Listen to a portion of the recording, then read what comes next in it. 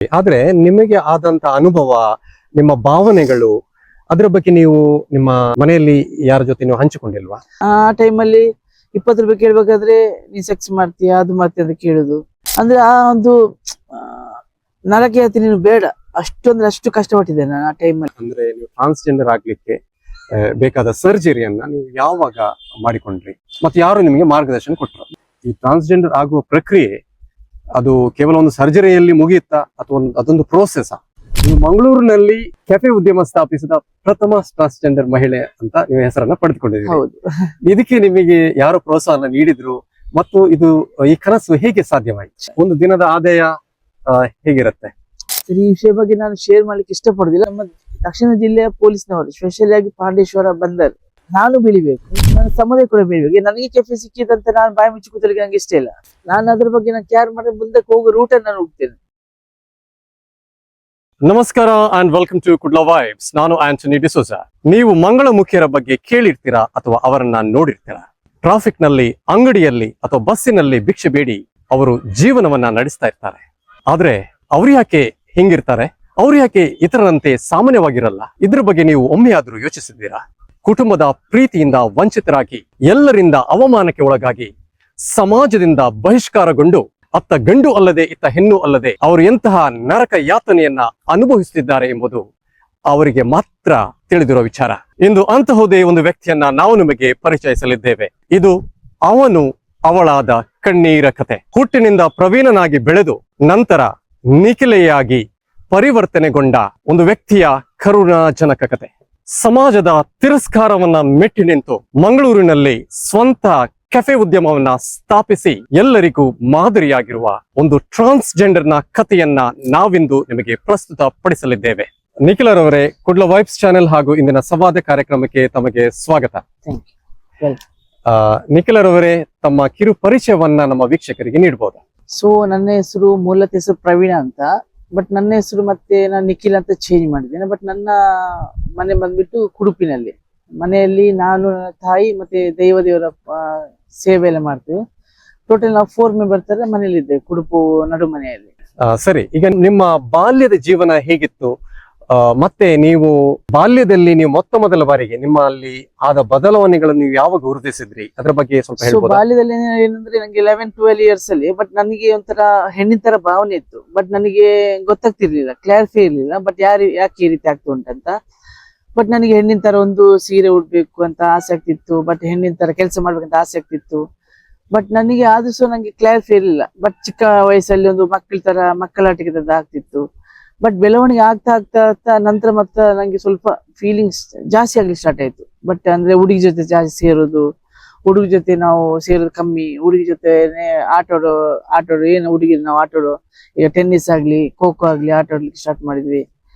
ಮತ್ತೆ ಹಾಗೆ ಮತ್ತೆ ಮತ್ತೆ ಸ್ವಲ್ಪ ನಂಗೆ ಇದರ ಬಗ್ಗೆ ತುಂಬಾ ಕನ್ಫ್ಯೂಷನ್ ಇತ್ತು. ಬಟ್ ಹುಡುಗನಿರುವ ಎಲ್ಲ ಅಂಗಗಳು ನನಗಿರುವಾಗ ಯಾರಿಕೆ ಈ ರೀತಿ ಹುಡುಗಿ ತರ ಮನ್ಸಾಗ್ತದೆ ನಂಗೆ ಆಗ್ತಿತ್ತು. ಬಟ್ ನಂತರ ಇವಾಗ ಓಕೆ ಇವಾಗ ಅಂತ ಇದೇನಿಲ್ಲ. ಬಟ್ ಇವಾಗ ನಂಗೆ ನಾನು ಟ್ರಾನ್ಸ್ಜೆಂಡರ್ ಆಗಿ ಮುಂದುವರಿಸಿ ಜೀವನ ಮಾಡ್ತಿದ್ದೇನೆ. ಅಂದ್ರೆ ನೀವು ಹುಡುಗರ ಜೊತೆ ಜಾಸ್ತಿಯಾಗಿ ಬೆರೀತಾ ಇದ್ರಿ? ಹೌದು, ಅವ್ರ ಜೊತೆ ಆಟವಾಡ್ತಾ ಇದ್ರಿ ಚಿಕ್ಕದಿರುವಾಗ. ಅಂದ್ರೆ ನೀವು ಯಾವ ತರಗತಿಯಲ್ಲಿ ಇರುವಾಗ ಈ ಭಾವನೆಗಳು ನಿಮ್ಗೆ ಹೆಚ್ಚಾಗಿ ಕಂಡು ಬಂದವು? ಮತ್ತೆ 8ನೇ ಕ್ಲಾಸಲ್ಲಿ 9ನೇ ಕ್ಲಾಸಲ್ಲಿ ಇರುವಾಗ ನಾನು ಜಾಸ್ತಿ ಹುಡುಗಿ ಜೊತೆ ಮಿಂಗಲ್ ಆಗ್ತಿದ್ದೆ, ಹುಡುಗಿ ಜೊತೆ.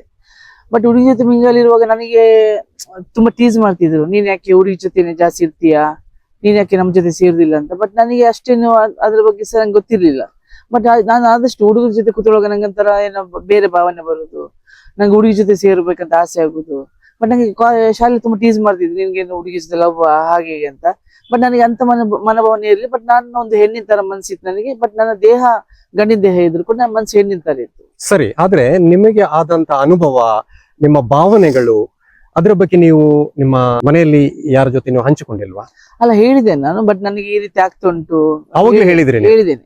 ಬಟ್ ನನಗೆ ಅಷ್ಟು ಸಪೋರ್ಟ್ ಇರ್ಲಿಲ್ಲ. ಮತ್ತೆ ನಂಗೆ ತುಂಬಾ ತೊಂದರೆ ಸ್ಟಾರ್ಟ್ ಆಯ್ತು ಮನೆಯಲ್ಲಿ, ಬ್ರದರ್ದಾಗ್ಲಿ ಮತ್ತೆ ಸ್ವಲ್ಪ ಫ್ಯಾಮಿಲಿ ಸ್ವಲ್ಪ ಸಮಸ್ಯೆ ಸ್ಟಾರ್ಟ್ ಆಯ್ತು.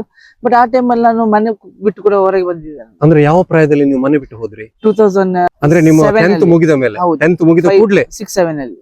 ಅಂದ್ರೆ 10th ಆಯ್ತಷ್ಟೇ ನಿಮ್ದು? ಒಂದು 3 ಇಯರ್ಸ್ ಹೊರಗೆ ಇದ್ದೆ ನಾನು. ಹೌದಾ? ಆ 3 ಇಯರ್ಸ್ ಹೊರಗಿದ್ದ ನಿಮ್ಮ ಜೀವನ ಹೇಗಿತ್ತು? ಅಂದ್ರೆ ನೀವು ನೀವು ಊಟಕ್ಕೆ ಮತ್ತೆ ತಂಗ್ಲಿಕ್ಕೆ ಏನ್ ಮಾಡ್ತಾ ಇದ್ರಿ, ಮತ್ತೆ ಆ ಅನುಭವದ ನೀವು ಏನಾದ್ರು ಕಷ್ಟಕರವಾದ ಅನುಭವ ಆಗಿದೆಯಾ ಆ ಟೈಮಲ್ಲಿ ಹೇಳ್ಬೋದು? 3 years ಹೇಗಿದೆ ಅಂದ್ರೆ ಇನ್ನು ಬರೋದು ಬೇಡ ಆ ಲೈಫ್ ನನಗೆ. ಅಷ್ಟು ಕಷ್ಟದಲ್ಲಿದ್ದೆ ನಾನು. ಅಂದ್ರೆ ರೋಡಲ್ಲಿ ಮಲ್ಕೊಳ್ಳುದು, ಪಬ್ಲಿಕ್ ಟಾಯ್ಲೆಟ್ ಸ್ನಾನ ಮಾಡುದು, ಯಾರ್ಯಾರು 20 ರೂಪಾಯಿ 30 ರೂಪಾಯಿ ಭಿಕ್ಷೆ ಬೇಡುದು, ಅಂದ್ರೆ ಹೊಟ್ಟೆಪಾಡು. ಆ ಟೈಮಲ್ಲಿ 20 ರೂಪಾಯಿ ಕೇಳ್ಬೇಕಾದ್ರೆ ನೀನ್ ಸೆಕ್ಸ್ ಮಾಡ್ತೀಯಾ ಅದು ಮಾಡ್ತೀಯ ಅಂತ ಕೇಳುದು. ಅಂದ್ರೆ ಆ ಒಂದು ನರಕ ಯಾತಿ ನೀನು ಬೇಡ, ಅಷ್ಟು ಕಷ್ಟಪಟ್ಟಿದ್ದೆ ನಾನು ಆ ಟೈಮಲ್ಲಿ. ಅದು 2007 ಅಲ್ಲಿ. 8 ಅಲ್ಲಿ ಆ ಟೈಮಲ್ಲಿ ನಿಮಗೆ ಜನರಿಂದ ಅಂದ್ರೆ ಪೊಲೀಸರಿಂದ ಏನಾದ್ರು ತೊಂದರೆ ಆದದ್ದು ಇದೆಯಾ? ಆಗಿದೆ, ತುಂಬಾ ಆಗಿದೆ. ಆ ಟೈಮಲ್ಲಿ ತುಂಬಾ ಅಂದ್ರೆ ತುಂಬಾ ಪೊಲೀಸರದ್ದು ಸಮಸ್ಯೆ ತುಂಬಾ ಆಗಿದೆ. ಅಂದ್ರೆ ಏನ್ ಮಾಡ್ತಾ ಇದ್ರು ಅವರು? ಹೊಡಿಯುವುದು, ಬಡಿಯುವುದು, ಫೈಬರ್ ಕೋಲಲ್ಲಿ ಎಲ್ಲ ಬಡಿಯುವುದು, ಇಲ್ಲಿ ನಿಲ್ಬಾರ್ದು, ಯಾಕೆ ನೀವು ಬರ್ತೀರಾ ಹಾಗೆ ಅಂತ ತುಂಬಾ ಟೀಸ್ ಮಾಡುದು ತುಂಬಾ ಆಗಿದೆ ಆ ಟೈಮಲ್ಲಿ. ಮತ್ತೆ ನಿಮ್ಗೆ ಆಗ ಅನಿಸ್ಲಿಲ್ವಾ, ನಾನು ಮನೆ ಬಿಟ್ಟು ಬಂದ್ ತಪ್ಪಾಯ್ತು, ನಾನು ಮನೆಗೆ ಮತ್ತೆ ಸೇರ್ಬೇಕು ನಿಮ್ಗೆ? ಆಗ್ತಿತ್ತು, ಬಟ್ ನನ್ನ ಭಾವನೆಗಳಿಗೆ ಅಲ್ಲಿ ಜಾಗ ಇರಲಿಲ್ಲ. ನನ್ನ ಭಾವನೆಗೆ ಜಾಗ ಇರಿದಾಗ ನಾನು ಆ ಜಾಗದಲ್ಲಿ ಇದ್ದು ವೇಸ್ಟ್ ಆಗ್ತದೆ. ಯಾಕೆ ನನಗೆ ಈ ರೀತಿ ಬದುಕಂತ ಆಸೆ ಇರುವಾಗ ನನಗೆ ಬದುಕಲಿಕ್ಕೆ ಅಲ್ಲಿ ಪ್ಲಾಟ್ಫಾರ್ಮ್ ಇಲ್ಲ ಅಂದ್ರೆ ನಾನು ಹೇಗಿರ್ಬೇಕು ಇಲ್ಲಿ? ನಿಮ್ಮ ದೇಹದಲ್ಲಿ ಆಗ್ತಿರೋ ಬದಲಾವಣೆಗಳು ಮತ್ತು ನಿಮ್ಮ ಆ ಮನಸ್ಸಿನ ಭಾವನೆಗಳ ಬಗ್ಗೆ ನೀವು ಮನೆಯವರಲ್ಲಿ ಶೇರ್ ಮಾಡಿದಾಗ ಅವರ ಪ್ರತಿಕ್ರಿಯೆ ಹೇಗಿತ್ತು? ಬಟ್ ನಾನು ಹೇಳ್ತಿದ್ದೆ ಮನೆಯಲ್ಲಿ, ಬಟ್ ನನಗೆ ಈ ರೀತಿ ಆಗ್ತಾ ಉಂಟಂತ. ಬಟ್ ನನಗೆ ಅಂದ್ರೆ ನನ್ನ ತಾಯಿ ಇಲ್ಲಿಯವರಲ್ಲ, ತುಂಬಾ ಹಳ್ಳಿಯವರು, ಅವ್ರ ಅಷ್ಟೇನ್ ಬಗ್ಗೆ ಇದು ಗೊತ್ತಿಲ್ಲ. ಇವಾಗಷ್ಟೇ ಅವರು ಇವಾಗ್ಲೂ ಒಪ್ಪುದಿಲ್ಲ ಅವ್ರು. ಇವಾಗ ನಾನು ಇಷ್ಟು ಓಪನ್ ಅಪ್ ಆಗಿದ್ದೆ ಸಹ ಅವರಿಗೆ ನಾನು ಮಗನೇ. ಬಟ್ ನನಗೆ ಅಣ್ಣ ಇದ್ದ. ಅಣ್ಣ ತುಂಬಾ ಅಂದ್ರೆ ತುಂಬಾ ಟೀಸ್ ಮಾಡುದು, ತುಂಬಾ ಟಾರ್ಚರ್ ಮಾಡುದು ಎಲ್ಲ ಆಗ್ತಿತ್ತು. ಆ ಟೈಮ್ ನನಗೆ ಅಲ್ಲಿ ಇರ್ಬೇಕಂತ ಇದಾಗ್ತಿಲ್ಲ. ಆ ಟೈಮ್ ನಾನು ಮನೆ ಬಿಟ್ಟು ಹೊರಗೆ ನಿದ್ದೆ ತುಂಬಾ ವರ್ಷ ನಾನು. ಹಾಗೆ ನಾನು ಹೇಳುದಿಷ್ಟೇ, ಗಂಡಿನ ದೇಹ ನನಗೆ ಉಂಟು, ಗಂಡಿನ ಅಂಗಾಂಗ ನನಗೆ ಉಂಟು, ಬಟ್ ಯಾಕೆ ಈ ರೀತಿ ಆಗ್ತಾ ಉಂಟು, ನನ್ನ ಯಾಕೆ ಈ ರೀತಿ ಬದಲಾವಣೆ ಆಗ್ತಾ ಉಂಟು, ನಂಗೆ ತುಂಬಾ ಬೇಜಾರಾಗಿದೆ ಈ ವಿಷಯದಲ್ಲಿ. ಬಟ್ ನಾನು ಸರಿ ಇದ್ದೇನೆ, ಕೈ ಸರಿ ಉಂಟು, ಕಾಲು ಸರಿ ಉಂಟು, ಎಲ್ಲ ಸರಿ ಇದ್ಮೇಲೆ ನನಗೆ ಯಾಕೆ ಇದು ಹುಡುಗಿ ತರ ಒಂದು ನಂಗೆ ಮನೋಭಾವನೆ ಆಗ್ತದೆ ಅಂತ ಗೊತ್ತಿತ್ತು. ತುಂಬಾ ಬೇಜಾರಾಗಿದೆ ಈ ವಿಷಯದಲ್ಲಿ ನನಗೆ. ಮತ್ತೆ ನೀವು ಹೇಳಿದ್ರಿ ನೀವು 3 ವರ್ಷ ಹೊರಗಿದ್ರಿ ಅಂತ ಹೇಳಿ. ಹೌದು ತುಂಬಾ ಕಷ್ಟಕರ ಜೀವನವನ್ನ ಅನುಭವಿಸಿದ್ರಿ, ಈ ಜೀವನ ಮತ್ತೆ ಬರುವುದು ಬೇಡ ಅಂತ ನೀವು ಹೇಳಿದ್ರಿ. ಹೌದು. ಆದ್ರೆ ಮತ್ತೆ ನೀವು ಮನೆಗೆ ಯಾವಾಗ ಸೇರಿದ್ರಿ, ಅದಕ್ಕೆ ಏನು ಕಾರಣ? ಮನೆಗೆ ಸೇರ್ಬೇಕಂದ್ರೆ ನನಗೆ ಅಣ್ಣನಿಗೆ ಮದ್ವೆ ಫಿಕ್ಸ್ ಆಯ್ತು. ಆ ಟೈಮಲ್ಲಿ ಮನೆಗೆ ಹೋದೆ. ಅಂದ್ರೆ ಸರಿ ಕಂಫರ್ಟ್, ನಾನು ಅಲ್ಲಿ ಇರ್ಲಿಲ್ಲ ಮನೆ, ಬಟ್ ಸ್ವಲ್ಪ ಹೋಗ್ತಾ ಬರ್ತಿದ್ದೆ. ಮತ್ತೆ ಆದ್ರೂ ಕೂಡ ನನಗೆ ಸ್ಯಾಟಿಸ್ಫೈ ಇರ್ಲಿಲ್ಲ ನನಗೆ ಇರ್ಲಿಕ್ಕೆ.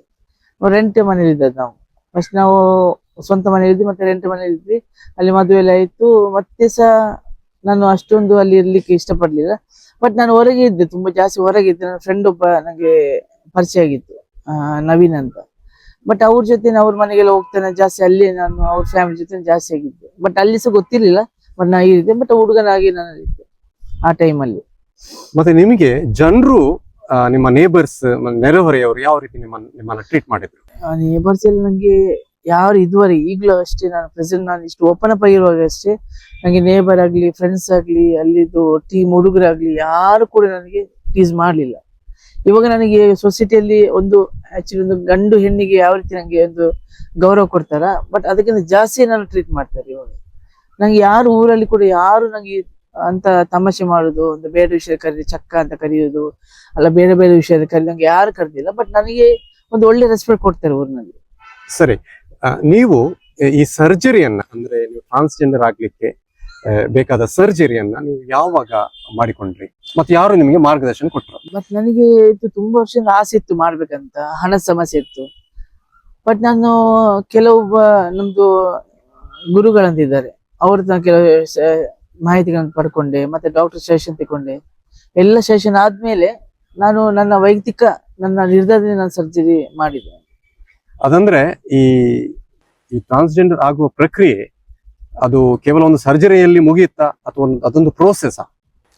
ಅದಂದ್ರೆ ನಮ್ಮ ಒಂದು ಜೆಂಡರ್ ಚೇಂಜ್ ಮಾಡ್ತದೆ. ಅಂದ್ರೆ ಒಂದು ಜನ್ಮ ಹೋಗಿ ಇನ್ನೊಂದು ಜನ್ಮಕ್ಕೆ ಬಂದ ಹಾಗೆ ಅದು ತುಂಬಾ ಪ್ರೊಸೆಸಿಂಗ್ ಉಂಟು. ಆದ್ಮೇಲೆ 40 ದಿವಸ ನಾವು ಇಲ್ಲಿ ಹೋಗಾಗಿಲ್ಲ ಹೊರಗೆ. ಒಂದು ಹೆಣ್ಣಿಗೆ ಡೆಲಿವರಿ ಆದ್ಮೇಲೆ ಮನೆಯೊಳಗೆ ಇಷ್ಟು ದಿವಸ ಅಂತ ಇರ್ಬೇಕಂತ ಹಾಗೆ ಇರ್ಬೇಕು. ಅದೆಲ್ಲ ಆದ್ಮೇಲೆ ಮತ್ತೆ ಜಲ್ಸ ಅಂತ ಒಂದು ದೊಡ್ಡ ಕಾರ್ಯಕ್ರಮ ಮಾಡ್ತೇವೆ. ದೊಡ್ಡ ಕಾರ್ಯಕ್ರಮ ಅಂದ್ರೆ ಒಂದು ಹೆಣ್ಣು ಹುಡುಗಿ ಮುಟ್ಟಾಗುವ ಒಂದು ಕಾರ್ಯಕ್ರಮ ಅಂತ, ಹಾಗೆ ತುಂಬಾ ಕಾರ್ಯಕ್ರಮ ಮಾಡಿ ತುಂಬಾ ಗ್ರ್ಯಾಂಡ್ ಆಗಿ ನಾವು ಮಾಡ್ತೇವೆ. ಅಂದ್ರೆ ನಿಮ್ಮ ಕಮ್ಯುನಿಟಿ ಇರ್ತಾರೆ? ಹೌದು ಹೌದು. ಇಲ್ಲಿ ಮಂಗಳೂರು ತುಂಬಾ ಆಗಿದೆ ಇವಾಗ, ತುಂಬಾ ಆಗಿದೆ. ಈಗ ಸರ್ಜರಿ ಕೂಡ ಇಲ್ಲಿ ಡಾಕ್ಟರ್ ಎಜೆ ಅಲ್ಲಿ ಡಾಕ್ಟರ್ ಕದಮ್ ಇದ್ದಾರಲ್ಲ, ಇಲ್ಲಿ ಎಜೆ ಹಾಸ್ಪಿಟಲ್ ಅಲ್ಲಿ ಸರ್ಜರಿಯನ್ನು ಮಾಡಿಕೊಂಡ್ರು? ಹೌದು ಹೌದು. ಈಗ ನೀವು ಸರ್ಜರಿ ಮಾಡಿ ಎಷ್ಟು ವರ್ಷ ಆಯ್ತು? 4-5 years ಆಯ್ತು. ಆದ್ರೆ ಸರ್ಜರಿ ಆದ್ಮೇಲೆ ಜೀವನ ಪರ್ಯಂತ ನಿಮಗೆ ಹಾರ್ಮೋನ್ ಥೆರಪಿ ಇಲ್ಲ ಸಪ್ಲಿಮೆಂಟ್ ಕೊಡ್ತಾರ? ಇಲ್ಲ ಇಲ್ಲ ಇಲ್ಲ ಆತರ ಆ ಏನಿಲ್ಲ. ರೀತಿ ಬೇಕಂತಿಲ್ಲ, ಬಟ್ ಬೇಕಿದ್ರೆ ತಗೊಳ್ಬಹುದು. ಹಾಗೆ ತಗೊಳ್ಬೇಕಂತಲ್ಲ ಏನಿಲ್ಲ, ನಮ್ಗೆ ಇಷ್ಟಿದ್ರೆ ತಗೊಳ್ಬಹುದು ಅಷ್ಟೇ. ಈಗ ನೀವು ಟ್ರಾನ್ಸ್ಜೆಂಡರ್ ಆಗಿ ಪ್ರವೀಣ್ ಅಂತ ಇದ್ದವರು ಈಗ ನಿಖಿಲರ್ ಆಗಿ ನಿಖಿಲ. ಪರಿವರ್ತನೆಗೊಂಡಿದ್ದೀರಿ. ಅದು ನಿಮ್ಮ ಬಹುಕಾಲದ ಕನಸಾಗಿದೆ. ಕನಸು. ಈಗ ನಿಖಿಲರ್ ಆಗಿ ಜೀವನವನ್ನ ಮಾಡ್ತಾ ಇದ್ದೀರಿ. ನಿಮ್ಗೆ ತೃಪ್ತಿ ಇದೆಯಾ ಜೀವನದಲ್ಲಿ? 100% ಖುಷಿಯಲ್ಲಿದೆ ನನಗೆ. 100% ತೃಪ್ತಿಯಲ್ಲಿದೆ. 100% ನನಗೆ ಜನರು ಬೇಕಿದ್ರೆ ಏನ್ ಬೇಕಾದ್ರೆ ಅನ್ಕೊಳ್ಳಿ, ಅಲ್ಲ ಇವಾಗ ಜನರಿಗೆ ಯಾರು ತಮಾಷೆ ಮಾಡಿದ್ರು ಕೂಡ ನಿಮ್ಗೆ ಬೇಸರ ಇಲ್ಲ. ಯಾಕಂದ್ರೆ ಕ್ಯಾರ್ ಮಾಡುದಿಲ್ಲ. ನಾನು ಅವ್ರಿಗೆ ಹೇಳ್ತೇನೆ, ಹಾ. ನಾನು ಅವರಿಗೆ ಅವ್ರು ಆ ರೀತಿ ನಂಗೆ ಕರೆದ್ರೆ ಅಂತ ಅವರಿಗೆ ನಾನು ಬೈಲಿಕ್ಕೆ ಹೋಗ್ತೀನಿ, ಬಟ್ ಅವ್ರಿಗೆ ಕನ್ವಿನ್ಸ್ ಮಾಡ್ತೇನೆ. ಆದಷ್ಟು ನಾನು ನೋಡಿ ಈ ರೀತಿ ಕರಿಬೇಡಿ, ಹಾ. ನಾನು ಅಷ್ಟು ಕನ್ವಿನ್ಸ್ ಮಾಡ್ಲಿಕ್ಕೆ ಹೋಗಿ ನಾನು ಫ್ರೀಯಾಗಿ ಖುಷಿಯಲ್ಲಿದ್ದೇನೆ ಇವಾಗ. ಬಟ್ ನನಗೆ ಇವಾಗ ಎಲ್ಲಿ ಕೂಡ ಸಮಸ್ಯೆ ಇಲ್ಲ, ಬಟ್ ಖುಷಿಯಲ್ಲಿದ್ದೇನೆ ಇವಾಗ.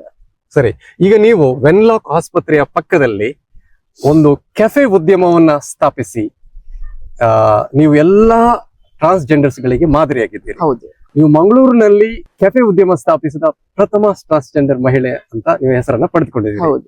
ಇದಕ್ಕೆ ನಿಮಗೆ ಯಾರು ಪ್ರೋತ್ಸಾಹ ನೀಡಿದ್ರು ಮತ್ತು ಇದು ಈ ಕನಸು ಹೇಗೆ ಸಾಧ್ಯವಾಯಿತು? ನಂಗೆ ತುಂಬಾ ವರ್ಷದ ಆಸೆ ಇತ್ತು, ನಮ್ಗೆ ಒಂದು ದುಡಿಬೇಕು ಸೊಸೈಟಿಯಲ್ಲಿ. ಹಾಗೆ ನಾನು ಮಹಿಳಾ ಮತ್ತು ಮಕ್ಕಳ ಇಲಾಖೆ ನಮ್ಮ ಚಂದ್ರಿಕಾ ಮೇಡಮ್ ಅಂತಿದ್ದಾರೆ, ಅವ್ರ ತಂದು ಹೇಳಿ ಸಜೆಷನ್ ತಗೊಂಡೆ. ಬಟ್ ನಂಗೆ ಅಲ್ಲಿ ಸ್ಥಳೀಯ ಕಾರ್ಪೊರೇಟರ್ ವಿನಯರಾಜ್ ಆಗ್ಲಿ ತುಂಬಾ ಸಪೋರ್ಟ್ ಮಾಡಿದ್ದಾರೆ, ಮತ್ತೆ ನಮ್ಮ ಅಲ್ಲಿ ಶಾಸಕರು ವೇದಸ್ ಕಾಮತ್ ತುಂಬಾ ಸಪೋರ್ಟ್ ಮಾಡಿದ್ದಾರೆ.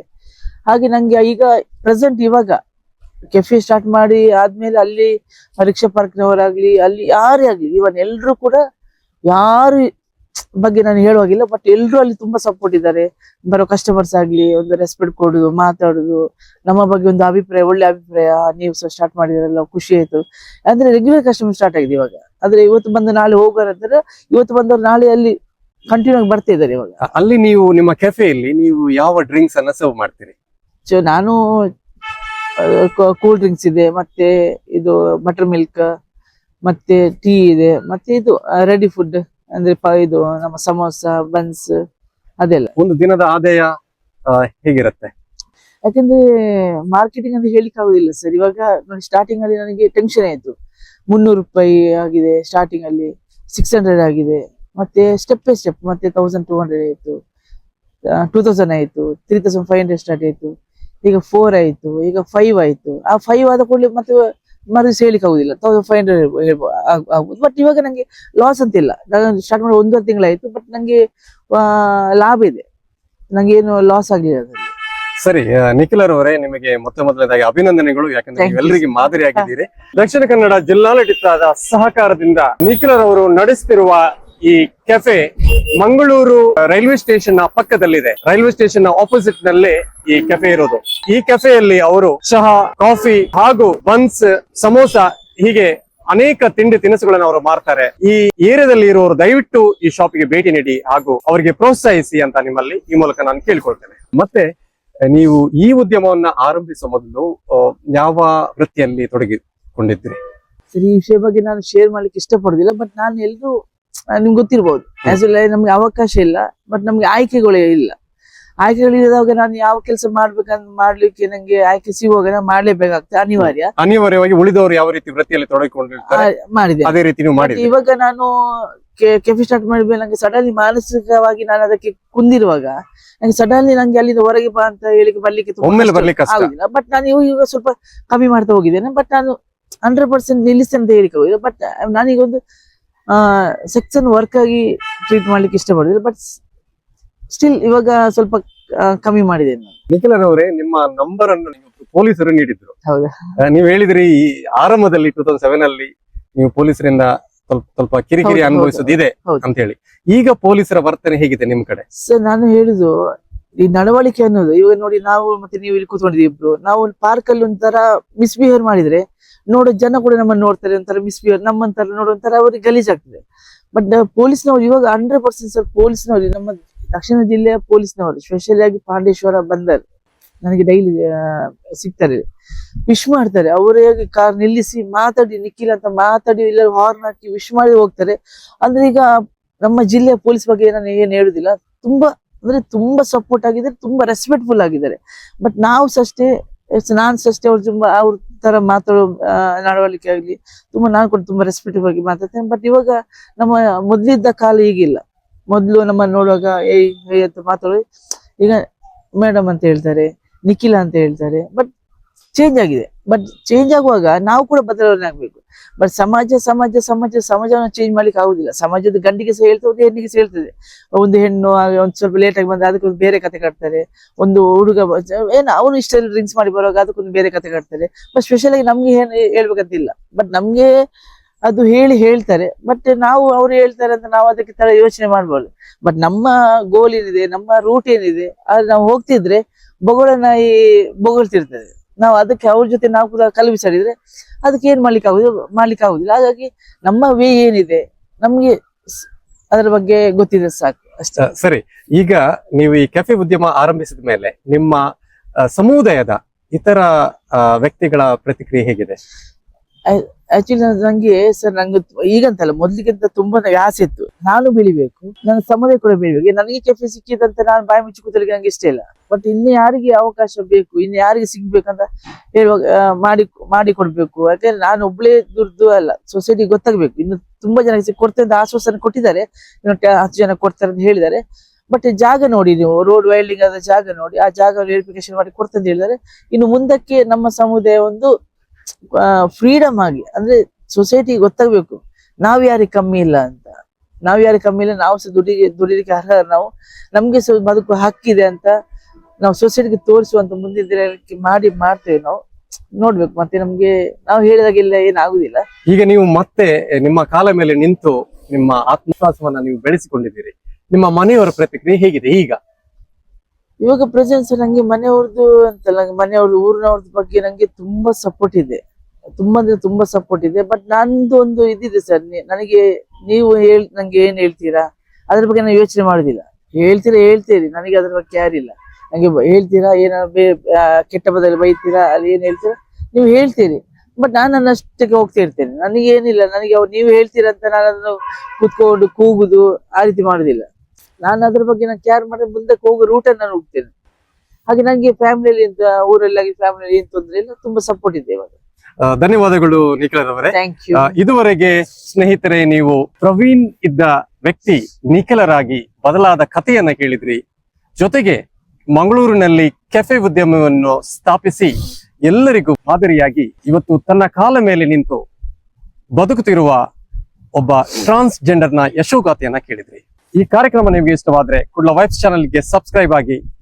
ಮುಂದಿನ ಸಂಚಿಕೆಯಲ್ಲಿ ಟ್ರಾನ್ಸ್ಜೆಂಡರ್ಗಳು ಎದುರಿಸುವ ಸಮಸ್ಯೆಗಳೇನು, ಅವರು ಯಾಕೆ ಈ ರೀತಿ ವರ್ತಿಸ್ತಾರೆ, ಅವರಿಗೆ ಸರ್ಕಾರದಿಂದ ಯಾವ ರೀತಿಯ ಸೌಲಭ್ಯಗಳು ದೊರೆಯಬೇಕು, ಹಾಗೂ ಅವರನ್ನ ಮುಖ್ಯ ವಾಹಿನಿಗೆ ತರಲು ಯಾವ ಕ್ರಮಗಳ ಅಗತ್ಯವಿದೆ ಎಂಬುದರ ಕುರಿತು ನಾವು ಮಾಹಿತಿಯನ್ನ ನಿಮಗೆ ನೀಡಲಿದ್ದೇವೆ. ಧನ್ಯವಾದಗಳು.